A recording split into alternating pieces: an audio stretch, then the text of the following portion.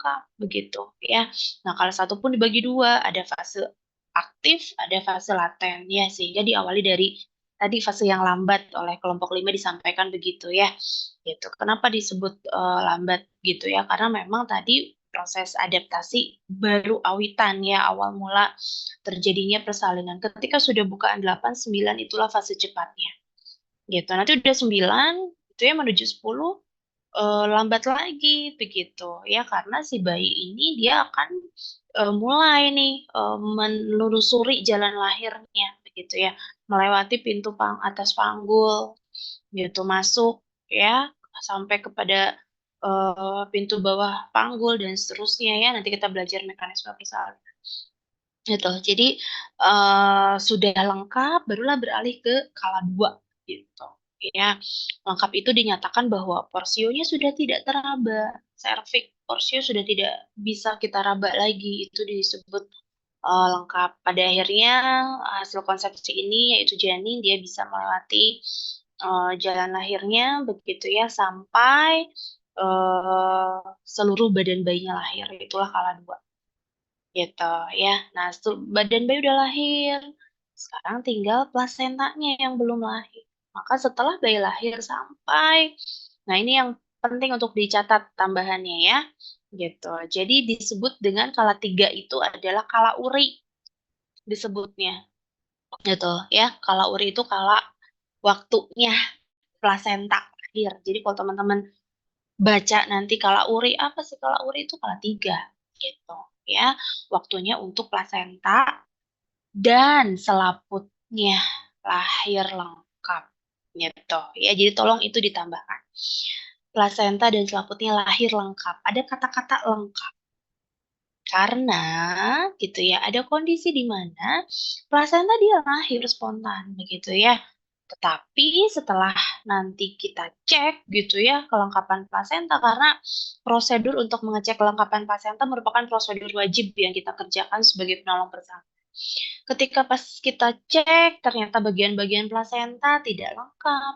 Kok selaputnya tampak seperti ada yang robek, begitu ya, ada yang tertinggal, maka ada bagian plasenta yang masih nempel mungkin ya di endometrium. Masih ada yang tersisa di dalam. Sudah lepas sih sebetulnya, tapi belum lahir misalnya. Maka ketika pada saat mengecek plasenta, hasil evaluasinya plasenta belum lahir lengkap, maka kala 3 belum berakhir. Gitu ya, makanya tolong dicatat bahwa dinyatakan kala 3 selesai adalah ketika plasenta dan selaputnya atau seluruh bagian plasenta lahir lengkap, titik, itu dulu. Ya, gitu. Mau, selama apapun kan tadi kan rata-rata lamanya kala 3 itu 15 menit gitu ya, memang standarnya begitu, normalnya demikian. Karena setelah 15 menit plasenta masih belum lahir, kita tindakan lagi, berikan oksitosin lagi yang kedua, begitu ya, makanya memang idealnya waktunya segitu. Tapi sudah diberi oksitosin yang kedua, sudah lewat 30 menit, gitu ya, ada masih saja sisa plasenta yang belum lahir, bahkan mungkin plasentanya sendiri yang nggak lahir-lahir. Nah, itulah yang tadi ditanyakan oleh rekan-rekan ya, "Oh, ini kalau terjadi perdarahan gimana?" Nah, itulah salah satu penyebab perdarahan. Ya, gitu. Jadi catatan tadi harus dipastikan bahwa, plasenta lengkap, barulah selesai persalinannya.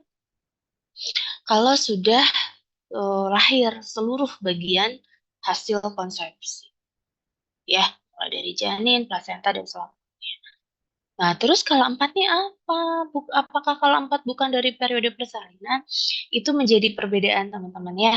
Jadi kalau baca textbook obstetri, dari Cunningham ya, itu bahwa, periode persalinan itu sebetulnya sampai kala 3, sampai kala uri selesai.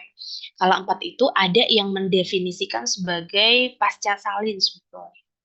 Oh gitu, tetapi di kita diistilahkan untuk menyepakati karena kita juga punya instrumen pemantauan persalinan nanti di tema 11 ya, kita belajar bagaimana 10, 11 ya gitu, mengisi instrumen untuk pemantauan persalinan dengan partograf. Ada beberapa istilah-istilah yang harus kita sepakat gitu, di APN atau asuhan persalinan normal juga kita istilahkan kala 4. Kala 4 adalah pasca salin yang kita pantau secara intensif 2 jam setelah plasenta lahir. Ya, ingat itu notnya. Jangan menghitung 2 jam dari bayi lahir. Gitu. Karena tadi kalau 3 mungkin beda-beda waktunya. Ada yang 30, yang 15 menit selesai, ada yang butuh waktu 30 menit. Bahkan tadi, kalau plasentanya nggak lepas-lepas atau dikenal dengan retensio plasenta, ya berlangsung panjang kalau 3 gitu ya. Jadi kalau 4-nya kita hitung gitu ya, mulai 2 jamnya itu adalah dari jam berapa sih plasenta lahir? Maka kita hitung 2 jam kemudian. Maka itulah periode kala 4, di mana kita sebagai bidan berkewajiban untuk memantau bagaimana keadaan ibu dan bayi juga ya, terutama begitu sepasang sebetulnya. Tapi yang paling dilihat memang pemantauan lebih ke ibu karena asuhan ke bayi nanti beda istilah lagi namanya neonatal esensial. Nah, di kala 4 ini kita lihat nanti bagaimana perdarahannya, rahimnya apakah mengecil lagi dengan baik, atau disebut dengan apa tadi? Kelompok 5 paparan involusi. Involusi itu proses uterus gitu ya, kembali ke ukuran semula sebelum hamil ya. Tentu nggak tiba-tiba langsung kecil seperti sebelum hamil lagi gitu ya, atau keadaan yang tidak hamil, tapi pasti bertahap. Itulah yang dinamakan dengan proses involusi. Yang tadinya rahimnya setelah plasenta lahir itu setinggi pusat, kemudian semakin turun 1 jari di bawah pusat, 2 jari di bawah pusat, pada akhirnya di minggu ke-6 ya, itu atau di minggu ke-4 juga sudah tidak teraba lagi. Nah, gitu.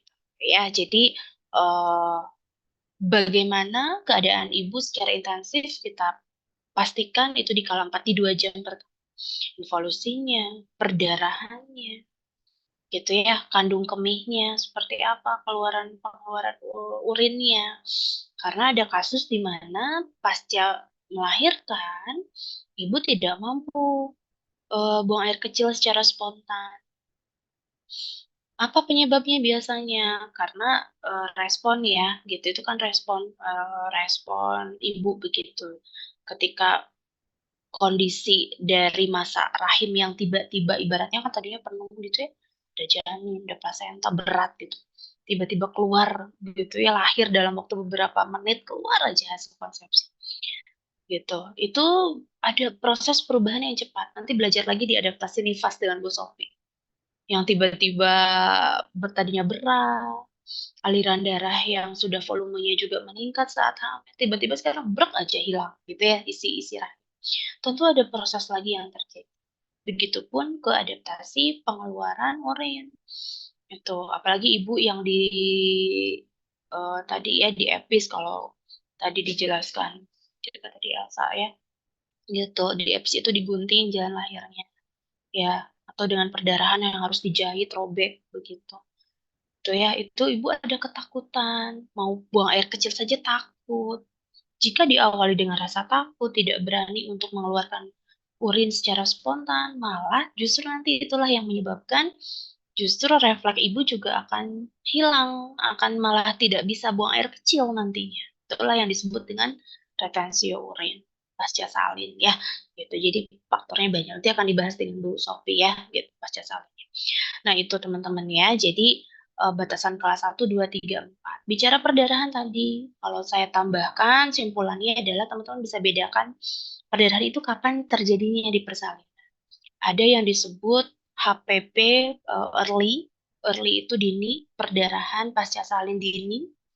Itu HPP itu hemorrhagic postpartum gitu ya. Ada yang dini, dini itu kenapa disebut dini? Karena terjadi di 24 jam pertama pasca salin gitu ya. Tapi kalau yang lanjut begitu, yang late HPP gitu ya, yang perdarahan postpartum lanjut itu terjadi setelah 24 jam. Tadi sebetulnya yang disebutkan udah dijelaskan tadi ya oleh Elsa Alia ya begitu. Eh apa namanya, deteksinya sebetulnya lebih ke volume ya gitu. Kalau tadi langsung ke jenisnya, tata laksana, justru yang pentingnya adalah deteksi dan antisipasi sebetulnya. Gimana caranya kita sebagai bidan itu jangan sampai menghadapi kasus perdarahan. Kalau sudah perdarahan pada persalinan itu taruhannya nyawa, nyawanya pun nggak satu tapi dua, ada ibu, ada janin, ada bayi gitu ya yang dilahirkan. Dan sebetulnya ada kondisi perdarahan itu yang bisa kita prediksi gitu. Ya, yang bisa kita antisipasi, yang mestinya gitu ya kita sebagai bidan itu tidak ambil resiko untuk nolong persalinan yang memang resiko tinggi mengalami perdarahan. Ada yang bisa kasih contoh nggak? Misalnya apa? Faktor resiko ibu bersalin mengalami perdarahan yang bisa kita prediksi. Kemarin sudah belajar kehamilan, sudah belajar tentang nutrisi pada kehamilan, kebutuhan ibu, kemudian HB-nya rendah. Apa yang terjadi? Anemia, Ibu. Anemia. Apa dampaknya kalau ibu hamil anemia?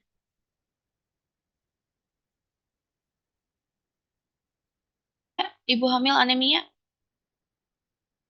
Bahaya, Ibu. Iya, bahaya. Nah, ini salah satu bahayanya yang barusan kita bahas. Ibunya beresiko tinggi mengalami perdarahan saat persalinan. Ya, begitu. Karena apa tadi? HB-nya saja juga rendah. HB kan berfungsi untuk transport oksigen. Ya, sudah mengencer darahnya. Gitu kan ya? Apalagi secara alamiah saja ibu bersalin itu pasti mengeluarkan darah ya. Gitu. Apalagi jika kondisi HB-nya tidak terjaga. Gitu. Jadi begitu ada perlukaan gitu ya dari jalan lahir yang robek misalnya, itu akan semakin mengalir deras ya gitu darahnya. Ibu akan lebih resiko kehilangan darah. Dalam kondisi normal saja HB ibu sudah drop, apalagi dengan darah yang hilang. Lebih drop lagi gitu kan ya, berarti mengancam nyawa kalau begitu. Belum bayinya. Ya, bayinya mungkin beresiko juga ibu yang anemia karena suplai nutrisi oksigennya tidak adekuat kepada janin, bayinya lahirnya kecil. Gitu. Bayi itu lahirnya harusnya normal, nanti belajar ya di mengenalkan tentang fisiologi bayi baru lahir. Normal itu 2.500 gram paling tidak, minimal berat badan bayi lahir. Jadi ibunya ada riwayat anemia, berarti pertumbuhan janinnya tidak optimal, terhambat. Lahirnya kurang dari 2.500, masalah lagi gitu ya. Jadi hal-hal yang bisa terprediksi harusnya bisa terantisipasi. Kalau memang terjadi hasil screeningnya, misalnya tadi ya ibunya udah HB-nya rendah, kemudian ada resiko juga dari paritas misalnya. Paritas itu jumlah berapa kali sih ibu melahirkan? Ternyata ibunya sudah melahirkannya 5-6 kali lebih gitu ya. Nah, itu juga beresiko. Gitu. Beresiko apa? Misalnya tadi, plasentanya tidak bisa lepas secara spontan. Bayangkan, teman-teman, ibu ini udah hamil 5-6 kali nih. Gitu ya. Endometriumnya sudah tertempel, sudah tertanam gitu ya, tempat berkembangnya janin, plasenta sudah kali ke-6-nya misalnya gitu ya. Plasenta itu kan normalnya nempel di endometrium, di lapisan luar gitu ya. Nah, ini karena sudah berkali-kali hamilnya, si plasenta itu dia akan mencari tempat implantasi terbaik karena dia tugasnya berat. Ya, si plasenta ini tugasnya berat, mensuplai makanan, oksigen. Jadi plasenta secara fisiologinya, secara alamiahnya dia akan ibaratnya kalau punya pikiran gitu ya, dia akan berpikir gimana caranya saya harus nempel kuat ke dinding rahim gitu, maka dia akan mencari lapisan yang paling dalam gitu. Ya, ke perimetrium bahkan gitu ya. Nah, itulah yang menyebabkan menjadi plasentanya nggak lepas-lepas setelah bayi lahir. Itulah yang meningkatkan resiko perdarahan pada ibu yang paritasnya sudah lebih dari 4 atau disebut grande multipart gitu. Begitupun umur. Ya, umur ibu hamil yang sudah lebih dari 35, kenapa disebut beresiko? Karena kaitannya dengan kualitas organ rahim. Bagaimana nanti kemampuan rahim berkontraksi, otot-otot miometrium berkontraksi gitu ya, sehingga menyebabkan pembukaan serviks yang baik. Itu bagaimana proses kelancarannya juga dipengaruhi oleh faktor predisposisi itu. Umur ibu, paritas, tadi ya anemia, gitu ya, atau faktor lain yang memang eh, kita harus lihat apa resiko dari riwayat obstetrik sebelumnya. Riwayat obstetrik itu riwayat kehamilan persalinan sebelumnya. Kalau riwayat persalinan sebelumnya ibu juga sudah ada riwayat perdarahan, ada kemungkinan berulang perdarahan lagi, gitu ya. Karena memang berarti ada sesuatu nih di rahim, ya. Nah, terkait perdarahan secara detail nanti teman-teman bisa kita pelajari di Askem Kompleks ya. Ini untuk pengenalan gitu bahwa hmm, sebelum kita menolong persalinan, kita ada kewajiban untuk namanya men-screening gitu atau disebut dengan penapisan awal ibu bersalin ya gitu. Ada 19 faktor nanti yang harus dicek ya. Nanti kita belajar di aspek persalinannya. Kita benar-benar lihat satu-satu. Sekiranya ada satu saja yang tidak memenuhi syarat untuk bisa kita tolong, jangan pernah kita paksakan gitu ya.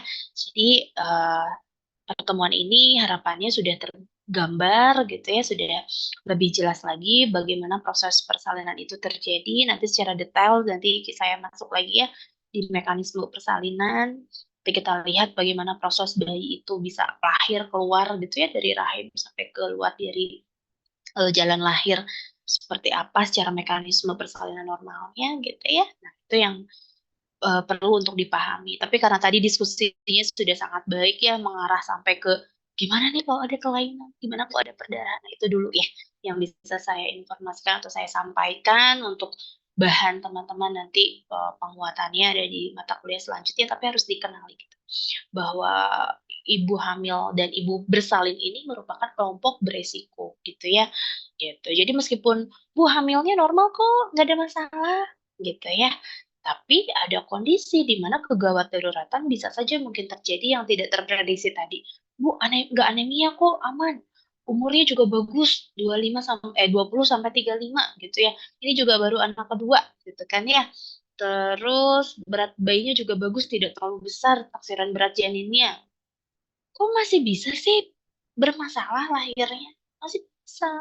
Misal ada lilitan tali pusat, ya nanti akan dibahas ya di pertemuan selanjutnya.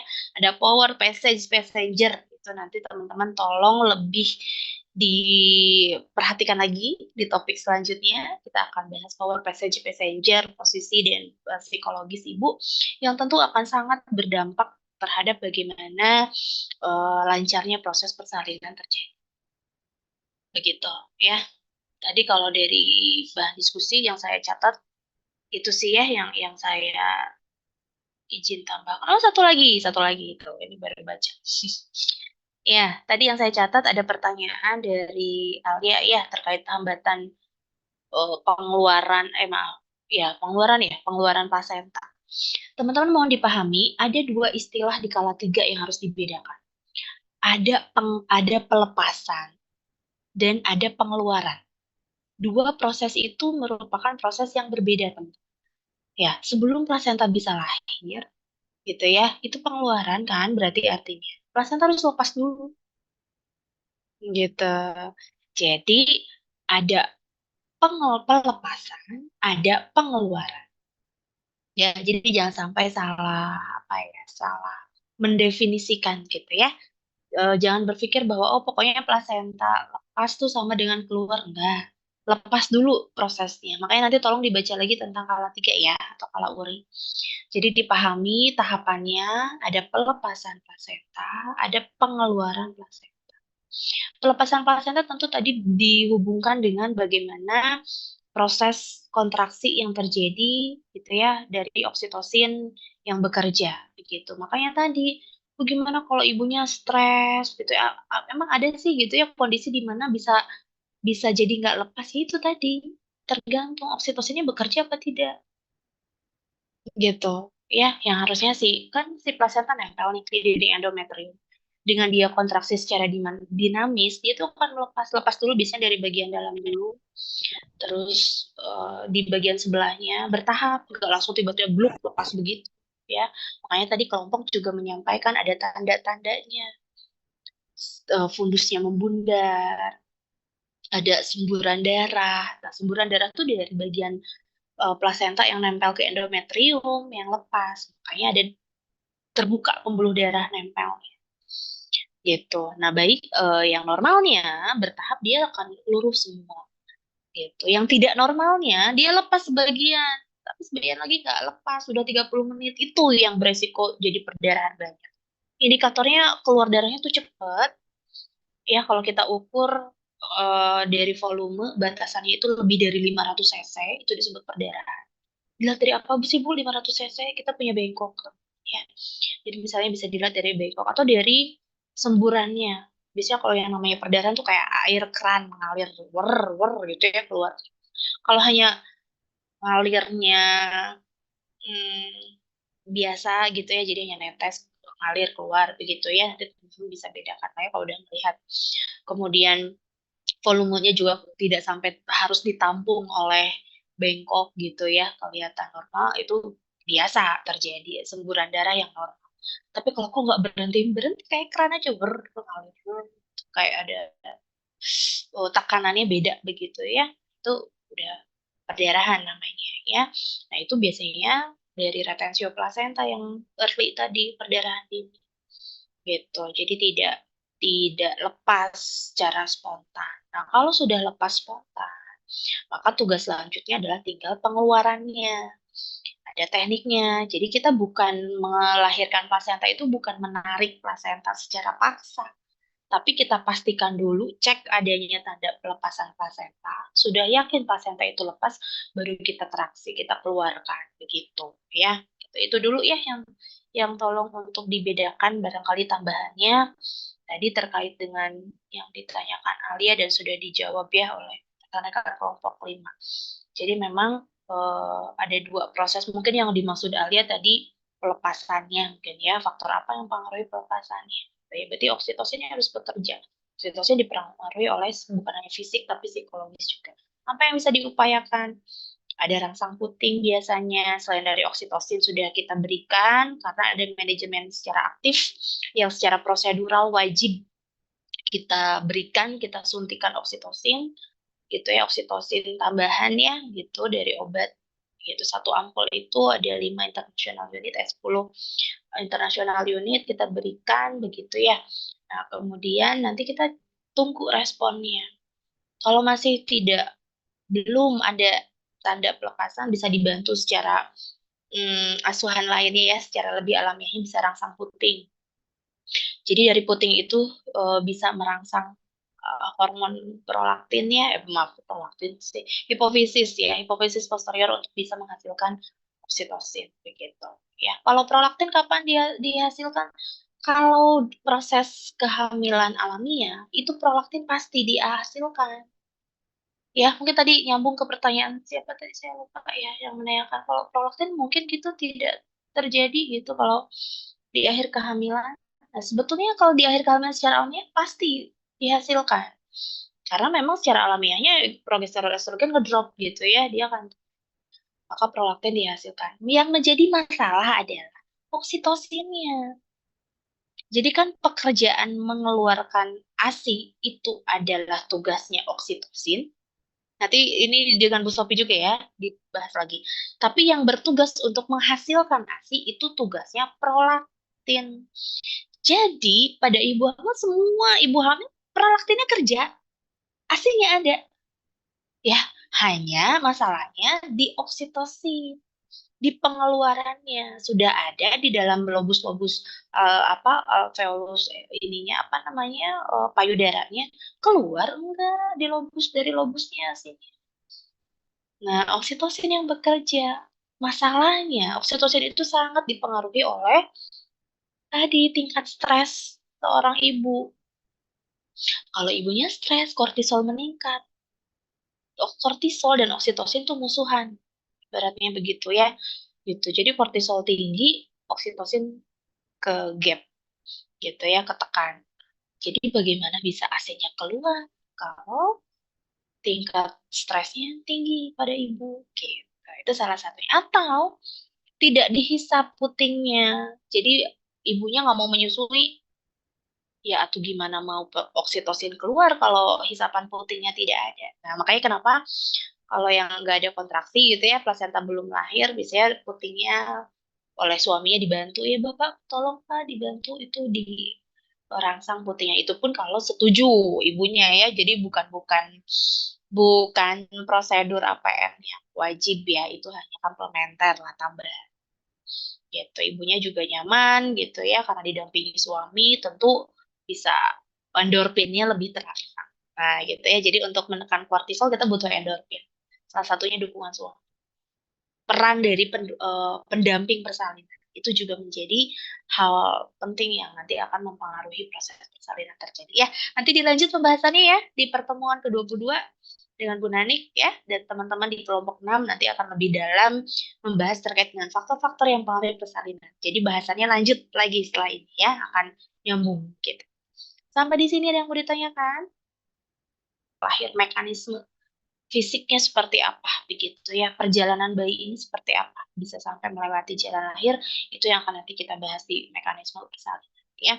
Terima kasih teman-teman atas semangatnya di siang hari ini. Belajar terus, semangat selalu ya, sehat selalu untuk semuanya. Assalamualaikum warahmatullahi wabarakatuh. Waalaikumsalam.